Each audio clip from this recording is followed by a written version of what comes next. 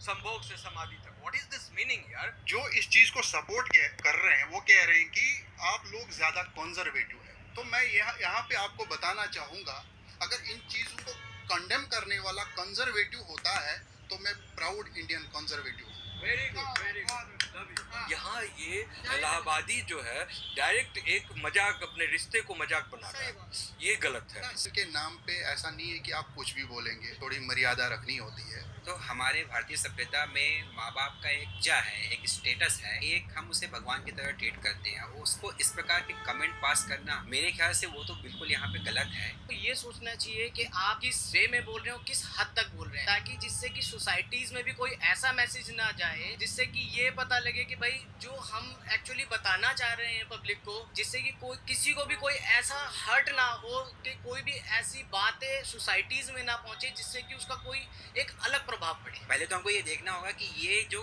Demand है ये audience की तरफ से ही आती है। रियलिटी ये है कि रेगुलेटरी जो मैकेनिज्म है वो लिमिटेड है गवर्नमेंट के पास। क्यों गवर्नमेंट अभी हाईलाइट कर रही है खुद भी इस इशू को? सबसे बड़ी बात, क्योंकि उसका रीजन ये है कि उनका रेगुलेशन, उनकी जो पकड़ है ओटीटी प्लेटफॉर्म्स पे बहुत कम है। ज्यादा से ज्यादा वो कंटेंट को वापस ले सकते हैं, नॉट बियॉन्ड दैट।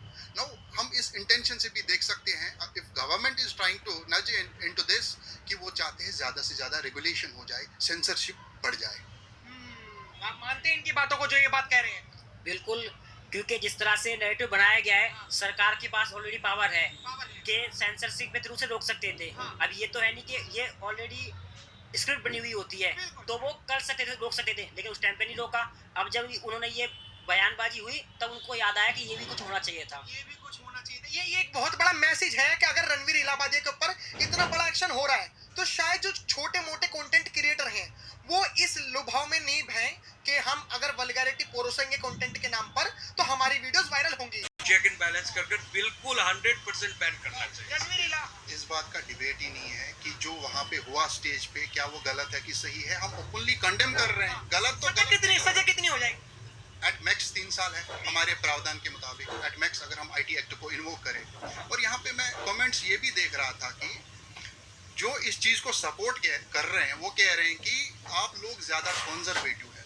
तो मैं यहाँ पे आपको बताना चाहूंगा, अगर इन चीजों को कंडेम करने वाला कंजर्वेटिव होता है तो मैं प्राउड इंडियन कंजर्वेटिव हूँ।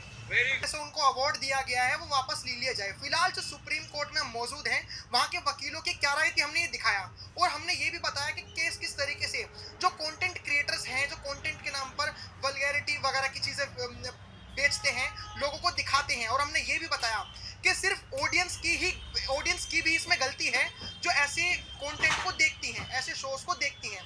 फिलहाल आप क्या राय रखते हैं हमें कमेंट बॉक्स में जरूर बताएं। देखते रहे खबरें भारत। धन्यवाद।